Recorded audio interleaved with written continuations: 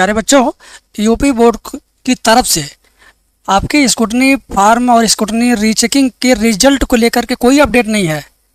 Fraud call को लेकर के सिर्फ अपडेट आया है। कंपार्टमेंट के विषय में कोई चर्चा नहीं है। कंपार्टमेंट का क्या होगा, उसका भविष्य क्या होगा, कंपार्टमेंट की उम्मीद करने वाले बच्चों के साथ क्या होगा, कोई चर्चा नहीं है। स्क्रूटनी के रिजल्ट कब दे रहे हैं इसकी कोई जानकारी नहीं दिए। बस ये बता दिए कि फ्रॉड कॉल से बचिए। क्या आपके पास भी फ्रॉड कॉल आया था क्या? आपको कैसे पता चला फ्रॉड कॉल आ रहा? ये तो बच्चों को आ रहा है ना, बच्चों को पता है। बच्चों की फ्रॉड कॉल की जानकारी आपको हो गई तो बच्चों के रिजल्ट की जानकारी नहीं है। बच्चों के लिए कंपार्टमेंट फॉर्म आना चाहिए, उसकी जानकारी नहीं है क्या? आपको होनी चाहिए। पूरी बात बताएंगे इस वीडियो में। देखिए, यूपी बोर्ड स्क्रूटनी रिजल्ट 2026 से पहले ही फ्रॉड कॉल आना शुरू हो गया। ये फ्रॉड कॉल आखिर कौन कर रहा है?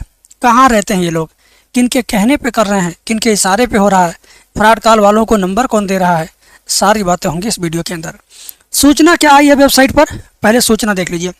यूपी बोर्ड की ऑफिशियल वेबसाइट पर सूचना आई है फ्रॉड कॉल को लेकर के। जरा एक बार इसको आप देख लें, उसके बाद फिर मैं आपको बताता हूँ, ठीक है।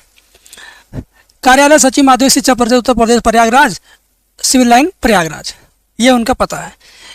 बोर्ड की तरफ से यह सूचना आई है आज 29 तारीख को कि सर्वसाधारण को विगत वर्षों के अनुभव के आधार पर, देखिए भाई इनके पास अनुभव है, इस बार सूचना नहीं है, लगता अनुभव है।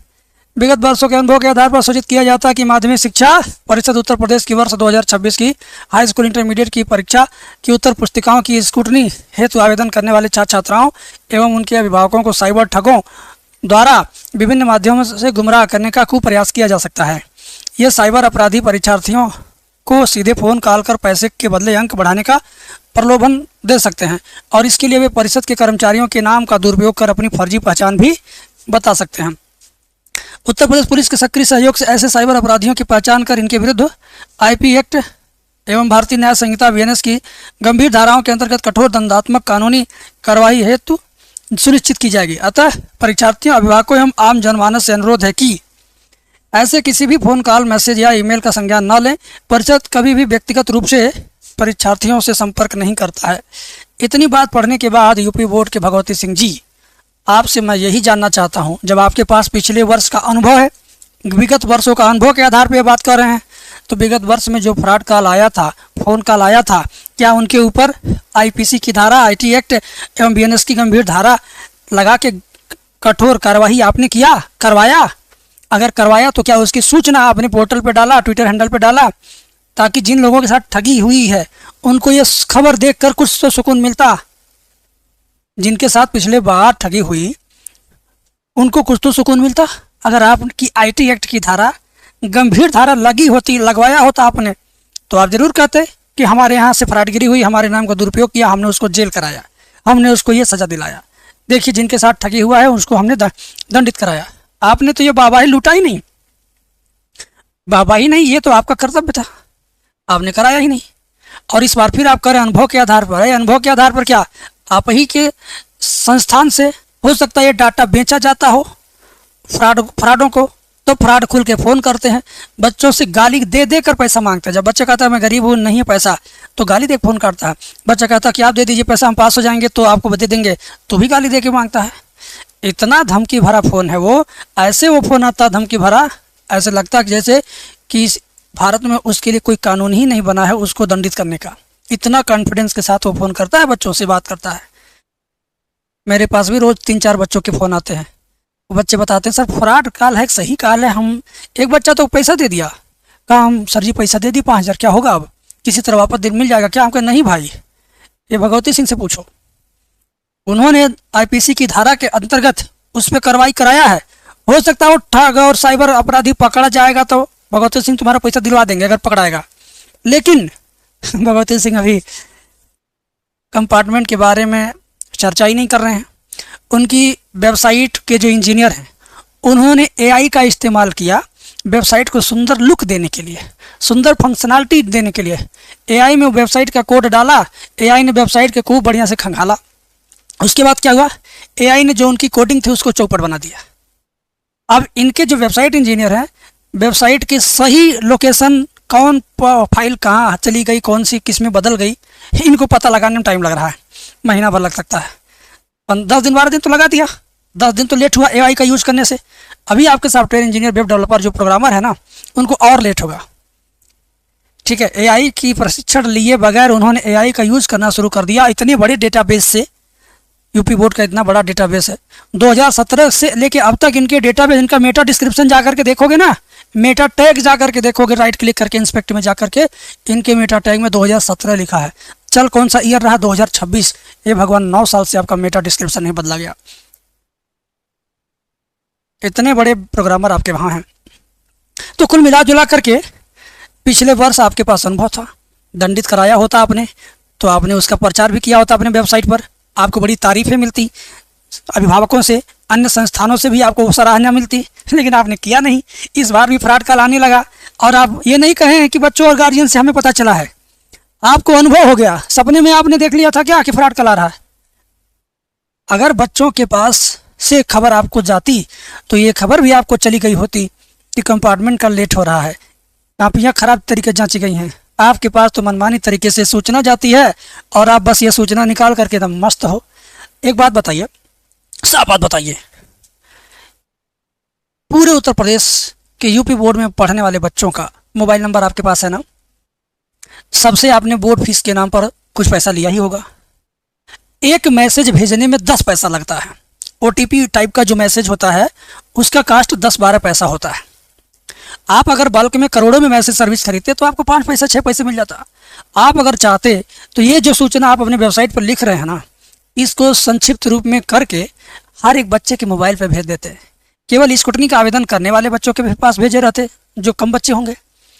तो इससे क्या होता, जो बच्चा नेट नहीं रिचार्ज है, नेट नहीं, जो गांव का बच्चा है जो रोज़ वेबसाइट नहीं क्लिक करता, वेबसाइट अभी जब आपका जानता ही नहीं है, दूसरे से पूछता है, आप अगर उसको व्हाट्सअप कर दिए रहते, व्हाट्सअप का भी तो आजकल API फ्री मिल रहा है ना, आप व्हाट्सअप के जरिए या तो फ़ोन मैसेज के जरिए डायरेक्ट बच्चे के मोबाइल पर संपर्क किए रहते, बताते कि फ्रॉड कॉल आएगा, स्कूटनी का फॉर्म भरने वालों सतर्क रहना, तुम लोग पैसा मत देना, सतर्क रहना, हमारी तरफ से कोई कॉल नहीं जाएगा। अगर आपका ये तरीका रहता तो ज़्यादा पारदर्शी होता, ज़्यादा अच्छा लगता है। लेकिन आप तो वेबसाइट टांग दिए। आप अपने डेवलपर की वेबसाइट आप खुद नहीं रोज़ चेक करते हैं, आप अपनी साइट खुद नहीं रोज़ चेक करते होंगे कि कहाँ पर क्या चीज़ दिख रहा है, कहाँ पर क्या चीज़ छुप रहा है, कहाँ पर क्या चीज़ डिसेबल है। 12-12 घंटे आपकी वेबसाइट 404 नॉट फाउंड डेटा बताता है, कभी कभी ऐसा भी हो जाता है। हम ये नहीं कहते हैं कि सारी कमी आपके अंदर है, जो आपके अंतर्गत आपके अधीन प्रोग्रामर लोग हैं ना, वो भी कभी कभी अपनी मनमानी से आपको गुमराह करते होंगे। कहते होंगे इसमें इतना समय लगेगा, ये नहीं कहते होंगे कि मुझे इसकी जानकारी नहीं है, मुझे उसके लिए रिसर्च करने में इतना समय लगेगा। वे कहेंगे ये काम ही इतना पेचीदा है कि इतना समय लगेगा। भाई, सारी बच्चों का पैसा बोर्ड फीस के नाम पे आपके पास जाता है, इतनी कापियाँ आप खरीद देते हैं, इतनी आप ड्यूटी लगवा देते हैं उसी पैसे से, इतना पेपर छपवा देते हैं, इतना बी कॉपी छपवा देते हैं, इतना आप नियम कानून लगवा देते हैं, तो आप इन बच्चों के पास एक मैसेज नहीं भिजवा सकते हैं कि फ्रॉड कॉल आएगा, तुम लोग देख लेना। हाँ, जितने बच्चे स्कूटनी का फॉर्म भरे हैं उसमें से 2% 3% बच्चे ही वेबसाइट पर जा करके कभी कुछ देखते हैं, बाकी 97-98% बच्चे वेबसाइट से रिलेट नहीं करते हैं। जब रिजल्ट आता तब वेबसाइट यूज़ करते हैं, उसके बाद पूरे साल वेबसाइट यूपी बोर्ड की नहीं यूज़ करते हैं बच्चे। तो जब आपको मालूम है ये कि आपके 55 लाख बच्चों में से सिर्फ 1 लाख बच्चे मैक्सिमम आपकी वेबसाइट यूज़ करते हैं, 54 लाख नहीं करते हैं, तो इन बच्चों को सूचना डायरेक्ट मैसेज से दीजिए। व्हाट्सअप का बल्क व्हाट्सअप मैसेज सर्विस ले लीजिए, उससे दे दीजिए। नहीं सवेरे बच्चों को देना था, केवल स्कूटनी वालों को देना जरूरी था ना ये सूचना, उनके मोबाइल पर व्हाट्सएप पर दे दिए रहते। भाई, वेबसाइट मेरे जैसे शिक्षक, सोशल मीडिया पर पढ़ाने वाले लोग वेबसाइट चेक करते हैं, तो वे अपनी वीडियो बना करके बच्चों को बताते हैं। तो ये ज़रूरी नहीं कि हमने सारे बच्चों को बता दिया। मेरे चैनल पर रोज़ अगर 1000 व्यूज आता है तो हम 1000 बच्चों को बता रहे हैं, तो क्या पूरे उत्तर प्रदेश में 1000 बच्चे ने केवल स्कूटनी फॉर्म भरा होगा? नहीं ना। इसमें भी केवल 10 से 15% बच्चे सोशल मीडिया पर यूट्यूबरों से कनेक्टेड हैं, बाकी जो परसेंटेज बच्चे हैं वो ऑफलाइन टीचर से, नहीं तो अपने दोस्तों में बिजी हैं। तो भगवती सिंह जी आदरणीय, आपका नाम सम्मान के साथ लिया जाना चाहिए, लिया जाएगा, लेकिन इस सम्मान को बरकरार रखने के लिए आप आने वाले समय में, आने वाले वर्षों में कोई भी बच्चों की अगर सूचना है तो केवल वेबसाइट पर ही सूचना न डालें, आप प्रति स्टूडेंट्स के मोबाइल पर भी मैसेज डाल दें। बाकी कंपनियां करती हैं, आप भी करिए। हैं, व्हाट्सअप सर्विस खरीद करके उससे आप कर दीजिए, कितना अच्छा रहेगा। व्हाट्सएप पर कितना लंबा चौड़ा आप लिख लेंगे, क्यों? तो मेरा सुझाव पसंद आए तो अमल में लाइएगा, नहीं तो फिर फजीहत होने का चांस आपको मिलता रहेगा, होते रहिएगा। नहीं मैं करूँगा कोई और करेगा, ठीक है। खैर ये सूचना इतनी ही नहीं है बच्चों, सूचना और भी है, पढ़ लीजिए, ठीक है। अपनी व्यक्तिगत जानकारी, रोल नंबर, बैंक विवरण किसी अनजान व्यक्ति के साथ साझा ना करें, मत करिएगा बच्चों। ऐसे कॉल आने पर उन्हें रिकॉर्ड करें और तत्काल मोबाइल नंबर के साथ अपने जनपद के जिला विद्यालय निरीक्षक DIOS को सूचित करें अथवा साइबर हेल्पलाइन नंबर 1930 पर शिकायत दर्ज करें। 1930 पर बच्चे फ़ोन करके बताइए मोबाइल नंबर जिससे फ़ोन आता है, एंड क्या करना है, रिकॉर्डिंग करना है। फिर यहाँ पर इन्होंने कहा है कि फलाना फलाना बोर्ड, इनका जो क्षेत्रीय कार्यालय है वहाँ से भी सभी जनपदों को सूचना जानी चाहिए। और इन्होंने एक और अच्छा चीज़ किया है, इनके अंदर कुछ अच्छाइयाँ भी देखने को मिल रही हैं। यहाँ देखें, हेल्पलाइन नंबर में ये टोल फ्री नंबर दिख रहा है, यहाँ पे ध्यान दीजिएगा बच्चों। पहली बार यूपी बोर्ड का टोल फ्री नंबर मैं देख रहा हूँ। इस पर बच्चों फ़ोन करके आप अपनी समस्या बताइए। जिनको कंपार्टमेंट फॉर्म चाहिए वो कंपार्टमेंट फॉर्म के लिए कहेंगे, और जिनके पास फ्रॉड कॉल आ रहा है वे लोग फ्रॉड कॉल की जानकारी देंगे कॉल रिकॉर्डिंग करके। तो ये 1800 180 5310 क्या है नंबर, 1800 180 5310, 1800 180 5310। एक और नंबर है 1800 180 5312, ठीक है। इन दोनों में से किसी नंबर पे फ़ोन करके आप अपनी समस्या बताएं यूपी बोर्ड से जुड़ा हुआ, ठीक है। अगर फ्रॉड कॉल आया है तो फ्रॉड कॉल के लिए बताएं, रिकॉर्डिंग सुनाएं, मोबाइल नंबर बताएं, एंड अगर आपका स्कूटनी कंपार्टमेंट फॉर्म नहीं आया तो इस पर इसकी भी जानकारी यहाँ पर दें। और ये यूपी बोर्ड का ये ऑफिशियल जीमेल आईडी है, इस पर भी ईमेल के थ्रू अपनी कॉल रिकॉर्डिंग, अपना ऑडियो, अपनी मांग इस पर भेज सकते हैं, ठीक है। UPMSP HO हेड ऑफिस, ठीक है ना, वहाँ का भी नंबर है बेटा। तो ज़रूर आप एक बार ट्राई करें। कुछ इस बार अच्छा चीज़ आपने नोटिस में, ये दो चीज़ मुझे अच्छी लगी कि आपने टोल फ्री नंबर दिया। ये जो आपके नंबर है ना लैंडलाइन वाले, इस नंबर पे तो फ़ोन लगाएंगे लगातार 10 बार तो एक बार रिसीव होगा। अगर वो किसी तरह से फर्स्ट वर्ड से ही जान गया कि ये स्टूडेंट है या स्टूडेंट का बाप है या स्टूडेंट का गार्जियन है, तो फिर वो ऐसे फ़ोन रखते हैं जैसे कि मान लो कोई भिखारी दरवाजे पर आया, उसको भिक्षा दें या न दें उनकी मर्जी, ठीक है। जब भिखारी किसी ऑफिस के बाहर आता है तो उस ऑफिस के अंदर सारे स्टाफ एंड सारे बॉस उसके साथ कैसा रिएक्ट कर रहे हैं, दो चाहने दो यार, अपने में मस्त रहो। तो वैसे ही बात है, अगर स्टूडेंट का कॉल, अभिभावक का कॉल जाता है इन नंबरों पर, तो इनके जिम्मेदार व्यक्ति जो फ़ोन उठाते हैं ना, उनका रिएक्शन कुछ ऐसा ही रहता है जैसे मैंने बताया भिखारी वाला एग्जाम्पल लेकर के, ठीक है। तो भाई जनता से, ये बच्चे हैं तो बोर्ड है, ठीक है, ये कार्यालय है। हर महीने की पहली तारीख को आपको मैसेज आता होगा कि सैलरी आ गई। ये बताओ, साल में 12 बार आपको मैसेज आ रहा है, आप साल में एक बार इन बच्चों को नहीं मैसेज दे सकते हो? हाँ, अगर आपको मैसेज ना आया तो आप सैलरी चेक करने के लिए बार बार मोबाइल ऐप भी नहीं खोलना चाहोगे, उससे भी असुविधा होगी, है ना। तो प्लीज़ आप जागरूक हैं, अपने छात्रों को भी जागरूक करें, अपने छात्रों का ख्याल रखें। हमें आपसे कोई शिकायत नहीं, लेकिन हमें आपसे चिढ़ है। तो जब चिढ़ है तो भाई उसका खुन्नस तो निकालना ही पड़ेगा। हाँ, मैं अपनी मर्यादा में रह के भी आपको अच्छे से धो रहा हूँ, आप मुझे बुरा मत मानिएगा मेरे इस बातों का।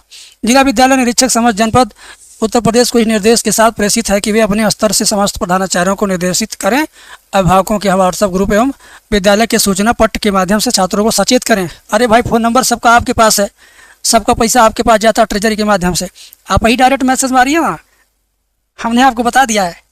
साथ ही परीक्षार्थियों, अभिभावकों एवं आम जनमानस से ऐसी सूचना मिलने पर प्रथम सूचना रिपोर्ट FIR दर्ज कराएं। भाई आप पिछले साल कराए थे, जेल नहीं करा पाए, आप पावर में हैं, पूरे प्रदेश के टॉप लेवल पर आप हैं, IAS रैंक के आप अधिकारी रह चुके हैं, तब जाकर के सचिवालय पाए हैं। तो आप प्लीज़ ज़रूर आगे बढ़ें और बच्चों की हेल्प करें, अपने बोर्ड की बेइज्जती होने से बचाएं। CBSE बोर्ड की कितनी बेइज्जती चल रही है, यूपी बोर्ड में काम करने वाले, यूपी बोर्ड में पढ़ने वाले, यूपी बोर्ड में पढ़ाने वाले प्राइवेट और सरकारी सभी शिक्षकों का भी ये जिम्मेदारी है कि बोर्ड की गरिमा, बोर्ड का मान सम्मान बचा के रखना। तो कुल मिला जुला करके मैं आपके खिलाफ नहीं बोल रहा हूँ, ये सब आपसे रिक्वेस्ट का एक तरीका है, ये सब बच्चों के हित में काम हो जाए उसके लिए ये वीडियो है, वही उसके लिए बातें हैं। बाकी हर रोज़ कुछ न कुछ अपडेट आएगा, बच्चों चैनल पे लगे रहना। बोर्ड की तरफ से जो भी सूचनाएं आएंगी मैं आप तक प्रेषित करूंगा, लेकिन मैं कितने बच्चों को दे सकता हूँ, मैं मैक्सिमम 500-1000 बच्चों को, लेकिन बोर्ड अगर चाहे तो जितने बच्चे स्कूटनी भरे हैं सबको 2-2 बार मैसेज दे सकता है। भाई आजकल आंधी तूफान आ रहा, सबके मोबाइल पे अलर्ट आ जा रहा है कि भाई अगले 3 घंटे में इतना स्पीड से आंधी आएगी, सब लोग जान जा रहे हैं। तो टेक्निकल दुनिया है, बट टेक्निकल सिस्टम का यूज करना अगर बोर्ड के लोग चाहें, सिस्टम के लोग चाहें तो यूज कर सकते हैं। वीडियो के अंदर बस इतनी ही बातें हैं। मेरी बात से अगर किसी जिम्मेदार पद पर बैठे हुए माननीय को किसी प्रकार का अगर कष्ट जैसा महसूस हुआ हो तो उसके लिए मैं क्षमा प्रार्थी हूँ। लेकिन बच्चों के तरफ से भी ये मुझे कहना पड़ा, आपके बच्चे इस सिचुएशन में अगर रहेंगे तो आप भी इस तरह की बातें बोलने के लिए मजबूर होंगे। ठीक है, तो वो बात मेरे साथ भी है। मेरा सगा कोई बच्चा नहीं है, लेकिन जो बच्चे उत्तर प्रदेश बोर्ड में पढ़ रहे हैं, आपके सहारे, किसी चैनल के सहारे, किसी स्कूल के सहारे, किसी टीचर को फॉलो करते हैं, तो कहीं ना कहीं बच्चों की आवाज़ वो स्कूल तक जाती है, टीचर्स तक जाती है, ट्यूशन टीचर तक जाती है, यूट्यूबर तक जाती है। तो आवाज़ वहीं से वापस नहीं जानी चाहिए, ये आवाज़ आप तक जानी चाहिए जहाँ से सही डिसीजन होगा, जहाँ से सही काम होगा। तो आप तक पहुँचाने का भी ये माध्यम है। बाकी और कोई बात नहीं है। मिलेंगे अगली वीडियो में। बहुत बहुत शुक्रिया।